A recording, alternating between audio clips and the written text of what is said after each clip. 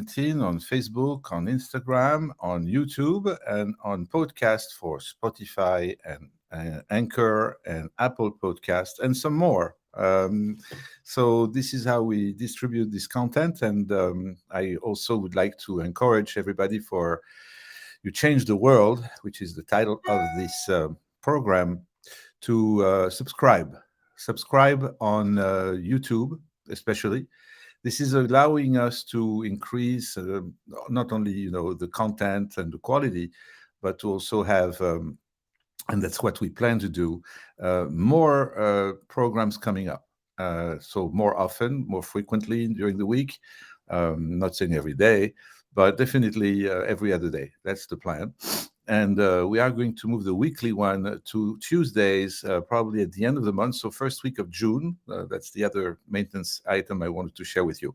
So not to get boring with maintenance, I would like, or housekeeping, as we say, I'd like to go to the topic of today. But also last thing, you know that you have access to chat. You can chat and send messages, questions while this is streaming. So please do so. Feel free to do so, or send the messages to me or to everybody at at the administration of the website, which is andrepolitzer.com. Okay, so today we have chosen a topic that you hear about very often. It's under the title of inclusion and diversity, and it's a sensitive, of course, sensitive topic. And I'm not approaching the topic the same way because I don't think this is really about inclusion and diversity, but it's about adaptability, especially when you come from the leadership standpoint. And on the coaching or even mediation side, it's interesting to see how people don't communicate well when they do not understand the other person's background or do not have any knowledge of the person's background or the culture from where the person is coming from. And it's an interesting thing that even on a day-to-day basis, especially in the workspace, leaders, managers don't even think about it. How to address something, how to communicate more directly or less directly. Just to take this example of direct communication, it's a style. And there's people who take the direct style very well, and some that don't. It's interesting because, as you know, I'm also coaching and mediating in the French language. And when I have French people and French leaders, they often ask me to coach them on being less direct than they are. Why? Because our culture in France is that we grew up with much more direct communication. When we hear, for example, someone who tells us to do something better, it's not good, and not going to take any kind of caution or buffer before getting to the point. It's going to be straight to the point, and it's going to be directly, and it's not going to be even softly. And I'm sure that some people understand what I mean. For those who are French and come from this country, it's true. It's the truth. It is, but it is a good example because it's the one I can talk about the best, as I'm coming myself from France, and it is also what I went through as in the beginning of my tenure here in the U.S. as a French expatriate. Is that to adapt yourself to a new culture takes a while. And if you are jumping in and think that things are going to happen the same as it happens in your country, you're going to really get hurt extremely fast. And I have an example I can share right away. It's about a couple of weeks ago. First time client on the phone. It was not on the phone. It was on Zoom, and we were, as usually, defining the topic of our coaching session. And it was about really a very difficult situation in which that person was. And it's interesting to know that right away after she moved from Germany, she had immediately to run a team of about 67 people. That's what I'm saying, 67, because this is the number. And probably, I don't know, maybe 4 or 5 direct reports. And her role has to do with compliance. Her role has to do with policies. And it's in the middle of a scaling phase of the department where she works, where all of those procedures, best practices, and processes were happening uh, in a very kind of disorganized way or individual way. Everybody would have somehow their own kind of way to do something in the process. And one of our tasks is to align everybody and and of course get the people to work under the same type of standard process. When you standardize processes, it's about training people, it's about coaching people, but it's also about involving them and get them participate to this change. And managing change in general in each country where you work and you deal with people, or if you deal with people from other countries, need a lot of adaptation. And this is really a whole topic in coaching that I would tell you doesn't have any kind of thing in the book or any kind of process or any technique or tool or methodology that has been defined yet. Because I don't know, the most for a reason or another, nobody thought it was really important until I can tell you my question that I ask only one generally when I feel there is a discrepancy, a real gap, a cultural gap between two people that are not communicating to each other efficiently. It's exactly that point. That very point is the question to ask: where are you coming from? Or how do they do this in your country? How long have you been in the US? How long is it something you're comfortable with? And if it's not, can I share with you something about what we're practicing here in the US versus your country? First mistake I made when I moved in a leadership role from Paris to Dallas, Texas, was to ask someone's age in an interview, something you can't do in the US. It's not even allowed legally to ask someone's age when you are interviewing someone. In France, it's not an issue. In Canada, it's not an issue. Quebec, Canada. Not an issue to ask someone's age. Because of course, you might be biased and you're going to be having maybe an issue with the age of the person, too young, too old, whatever it is. But over here, it's not a question you can ask. And thanks God, I had the person I was interviewing was candid enough and had empathy for me that I was new to the country and told me, Andre, by the way, if I may say, it was at the end of the interview, I may just tell you and give you a suggestion. In here, we're not supposed to ask this question. So next time, be careful. All right. Thank you. I learned my lesson. But this is a typical example. And this person from Germany had immediately to face challenges with this team that she was inheriting from, with the role of starting, people to understand that we have to work with processes, we have to work with policies, we have to work and be compliant with things, got in trouble. I think a week after she started, one of her employees filed a complaint at HR for harassment and condescending behavior. Two things that she didn't know she was doing. There was no intention there, but this is the style that she has. This is the style that is acceptable to some extent in her country. Now she's here. You can't talk to people like that. You can't, have a tonality that has any authority. No, you ask people's participation. It's a change. Let's sit down and see what you think about it. We have this in mind. We would like to start standardizing what you have been used to do individually, all of you. We have to, because we are getting bigger and bigger, to line up everybody under one kind of policy and one kind of way to treat this problem precisely. And we're going to put it on paper and we're going to start training you about it. But that's one way of doing it. The best way of doing it is certainly to organize a meeting and get people to participate in a conversation, in a discussion, where they can voice their opinion, where they can voice their suggestions too. Everybody gains here. It's a win-win. A person who wants to implement these changes, listening to all those people that are in fact doing those processes every day and have enough knowledge and involvement to share a valuable opinion. So I'm not saying that in Europe we are imposing things more than we do here. It's just the style. It's just the way we format it, we express it, we formulate it. And this is what I think an inclusive leadership is about. Inclusive leadership means adaptability.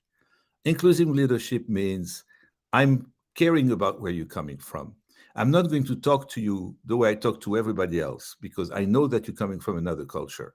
Or if you say something to me before I judge you, before I get some to conclusion, or I file a complaint in HR, right, as an employee, I have to understand that you're coming from a country where what you're saying to me and the way you're saying it to me might in fact be acceptable to you when it's not to me. So I have to make a point about it politely, respectfully, but I make to make a point about it. We're not coming from the same background. So I'm sure you follow me, but I think it's such an important point, right? And before we get to other aspects of inclusion and diversity, before we get to those kind of aspects where empathy is key, where there is no, more privileges to some people than others, at least when there is, to make sure that we take the precautions of justifying it. Someone is a higher rank in the hierarchy and have access to something more, or is a professor in a university and has access to another area of the faculty property, in a faculty room or a faculty area. Those are privileges, but the students understand there is an area for the faculty, there is an area for the students. Fine. It's not that we're segregating, it's because it's the fact. This is how it works. Fine. But we need to say it. We need to put signage about it. We need to make it acceptable to everybody. That's inclusive leadership. That's inclusive communication. That's empathy. That's also communication. And if I talk about mediation, you can eventually understand that divorces, if I talk about divorce mediation, can be caused by very deep cultural gaps, incredibly. And if two people forming a couple and having already children don't know each other's background, don't take that into consideration, that they have another education, they grew up differently, with other values, with other priorities, and other formats of expressions and communication. If there is not such a thing in the toleration, in the mindset of people when they communicate with each other, there is conflict. So it's an insurance policy, literally, to be aware of that, to be mindful of that, and to express it and put all the boundaries and the buffers before you get to judging the other one, or to be a reactive, impulsive, and have a lack of control, total control of your behavior or of your temper because something offends you, not knowing where it comes from. There is sometimes a reason why someone is going to say something to you that that person was not meaning at all to offend you, but it is the way that they are treating this particular sentence or this particular problem in their original country of origin. And they have been in the US only for a little while. But I will tell you, it's not necessarily how many years you've been here that will count. If you go back to your family and your family is from the same country, and you go in your circles, your friends, and it's the same way because they have the same background as you have. But then when you go to the workplace, then other people's around you don't have the same background. So this is simple what I'm saying, but it is not so simple to put this in practice. What it is, in fact, simple to do, really, is to shift your mindset, your mindset, shift it completely, and have this open space of incredible empathy and comprehension that we're not having the same background. We haven't been educated the same way. We have a total different world behind us that it justifies maybe something we said, maybe a word we used, maybe something that in the communication came up as a gap, as a misunderstanding, a miscommunication, beside other things that could be purely a character issue, an introversion versus an extroversion, someone not sharing an information because that person is shy, and having the other person not being aware of that is going to be offended.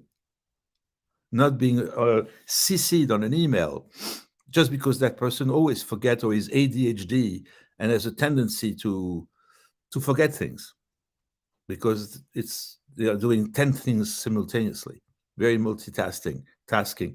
Okay, I forgot you once, I'm not going to forget you twice. But they get offended. They go to HR, they file a complaint, they find it condescending, they find it offending, harassing. Amazing, right? Doesn't mean for that matter that we need to tolerate everything. Of course not. But if we first take this first step back, this first reflection, when we leave an experience of frustration in a communication, to just wonder where this comes from. Just that, where it comes from, why this person reacted that way. I hear an accent. This person is not from here, you know? And Germany, France, Czech Republic, UK, China, Australia, Singapore, Africa, any countries, but even in Africa, Ghana versus Ivory Coast versus, all these different countries, South Africa too. We have, all of us, our background, our education. I'll give you another example. I think that's the one that I talk about very often with my coworkers, with my colleagues, with my peers. And it's about two ways of educating children. In school, in Europe and in France particularly, where I was, there's a concept of punishment, or there's also a concept of not encouraging someone, a student or a young person, by giving encouragement, by giving feedback, positive feedback. Amazingly, it's very difficult for a French person, and I'm sure that those who are listening now who are French will agree with me. Complimenting someone is not part of the tradition of the culture. I really rarely got complimented, even if I did a good job. Very rarely. Over here, we will never miss in the US a compliment. We will even sometimes do what we call the sandwich, right? We start with something positive to then put some kind of a criticism or something we need from the child, for example, that the child is not doing or is missing. And then we close up the point by another positive things like, I trust you, I know you're going to do a good job, you're a great person, there's no reason for you not to do this, da da da da da. But in France, this hasn't been practiced very much. And I think that even today, because I continue to go there and continue to have also some relatives there and some friends, and I know it's not happening. It's the same. And it's part of the culture. We're not complimenting. And sometimes we're punishing, which is something that here very rarely you will see in a school setting. So I think I got my point clear, right? And about 12 minutes before the end of this half hour, I want to use this to please ask you to share your point of view and to share what you think about what I'm saying and to share your experience, especially. If you could, right, using the LinkedIn especially, chat and comments line, to give your point of view, to share what you're going through, to share what this resonates or doesn't resonate with you.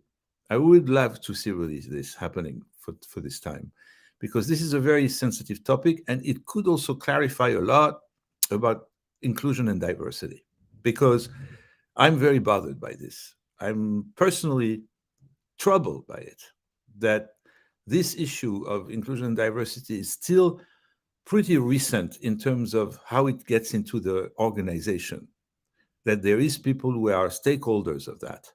They have a title of chief inclusion, diversity, and diversity officer, or having administrative people who are focusing on that alone, setting some rules and some policies about it. And yes, we want to protect everybody. We want to make sure nobody gets offended, that people respect each other. That's, of course, a very important mission for an organization, for any community, and a workplace can be a community. We need to everybody to be treated equally. But it doesn't mean for the same reason that because it's that particular topic, excuse me, of inclusion and diversity, that we're going to take advantage of that and make it, for example, a political issue, because that's what happens very often. Cultural or political or whatever the agenda is, there is an agenda behind it. That's what I don't like. I don't like when there's an agenda behind a topic like this. And in our organizations in the US, especially in corporate America, this issue is an issue that is not used properly. And that's not an issue that HR addresses properly. And there's all kind of people who are in charge of checking compliance, of going department by department, managers by manager, and have different metrics that have been decided by an authority of some kind and don't really match the reality. Those metrics of judging someone about how they perform. The other thing is also those statistics, those companies that have to perform, have a kind of balance sheet of inclusion and diversity by saying, I have X percentage of this by gender, by race, by all of that.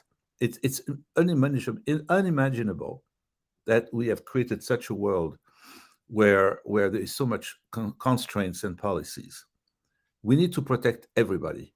We also need to protect the business, and we need to protect the purpose of the business and all of that.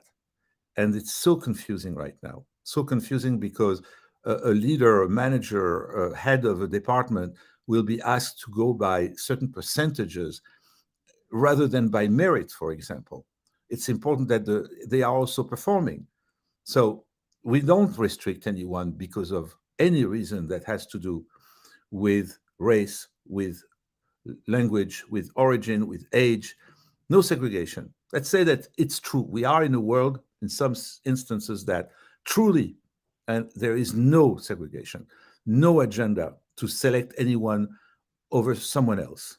But I also believe that if you enforcing a percentage, a proportion of this and a proportion of that, to turn the company into something different or push more of a diversity than another, that's going to end up affecting people's morale, performance, and purpose. If we are not cautious about that, if we create all kind of shells and argumentations that are just based on an agenda that has nothing to do with inclusion and diversity, nothing. And I'm sure that many people read my mind. This is going in the wrong place. And I don't want this space to be a place where I express my opinion. I really use that space here and any space I use when I express myself to talk about the workplace, to talk about leadership, to talk about individual needs and harmony, how people can work together in harmony. When I talk to leaders, sometimes I make analogies to an orchestra director, where the music has to be always right at the right the fraction of a second. This instrument has to come in. That has to. It's a philharmonic orchestra with a beautiful harmonic music, no fake note, nothing wrong, perfection almost, because you cannot listen to a violin and nothing is perfect. I personally can't. It's getting into my skin. We don't look for perfection. We look for harmony. I think diversity and inclusion could be replaced by that word. I'm a chief harmony officer. Then that means my concern and my priorities is about getting people to like each other, to appreciate each other, to work within the same community, sharing common values, common purposes, especially that has to do with community, with business goals, and with performance behaviors, and to be happy in the workplace, to enjoy the time, to enjoy the moment, and to wake up in the morning and look forward to go to work. Now, we also go to work from the computer, and we do this since COVID much more virtually.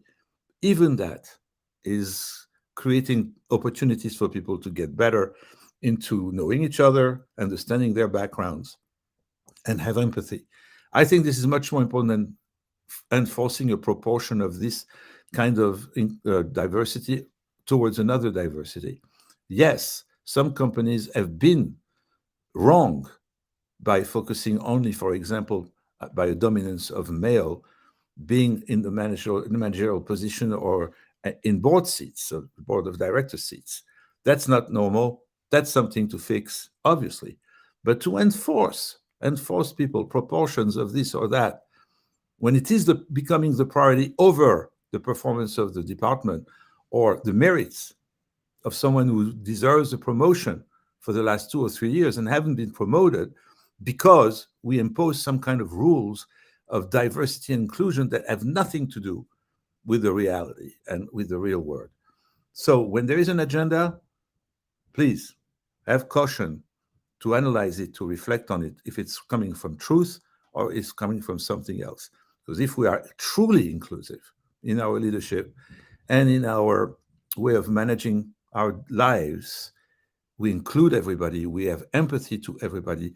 And for this theme of this particular program this evening, in a series of 3, and that's the first one, I wanted to introduce the concept of adapting to someone's background and someone's culture to facilitate a clear communication, efficient communication, tolerant, empathetic communication, because you come from another country. I hear you saying something that I don't understand. The tonality, the shape you took of saying something to me that could be offending for me, I take first the credit of doubt that maybe this is coming because you haven't been educated like me and your background doesn't tell you, you don't know that what you're saying right now could be offending. And I will make a point in a very respectful and meaningful way that you should say that differently to me and to anyone in the organization, because you bring here something from where you're coming from that is not really understood where we are right now. I think this is truly a good start for inclusion, to really focus on good communication and on learning. And that's very good to spend some time when you're a leader about how people are educated in different countries. I know that I hired, or I'm having, a group of people coming to join my team from that X, Y, and Z. And it could be also, by the way, I'm talking about countries and civilizations, but it could be also within the US itself. Maybe someone who grows up in Texas is not the same as growing in Arizona. And there is some expression that someone is using in Arizona or Texas that is not used in New York. New York, for example, has a lot of that kind of slang and coding that other people from other states don't understand. So this is what inclusion is about. I think it's one part of what inclusion is about, and is meaningful and can change everything in how the communication goes and how the outcome of this communication can be. We stay positive, we stay favorable, we are empathetic, because we go from the principle that everybody has a right to be, has the right to say something, has the right to think differently than me. And that's what, inclusive leadership is about. I hope, this point was clear to you, talks to you, resonates with you. And if you, again, could share your experience on LinkedIn, on the website, on YouTube, on Facebook Live, on Instagram Live, and on those different podcasts. But LinkedIn has that good space of giving comments and having everybody exchanging their comments and their opinions. So I'm encouraging you to do that. If you don't, you don't, obviously, but that would add a lot of value to this point I made today. And I tell you that next week we won't have a show because I won't be here. But following week and all the following weeks, we'll have incredible guests coming here. We'll have a forum with several guests sharing in the studio. And then we'll have some physical guests, which is going to be also something new, in different studios that we're going to have in Manhattan, in other areas of the tri-state area. And sometimes when we can travel, we'll do it where we are. But we're going to start having guests, in the studio, face to face. When it's going to happen, the program will be a little longer. It will move from 30 minutes to 45. So thank you, everybody. See you soon. And please communicate with me, communicate with everybody on LinkedIn, especially. Give your comments and your feedback, and subscribe on YouTube. Please subscribe on YouTube. You go to our YouTube channel, you change the world, majesty.com, coachingpath.com, andrepolitzer.com. Bye. Have a wonderful evening.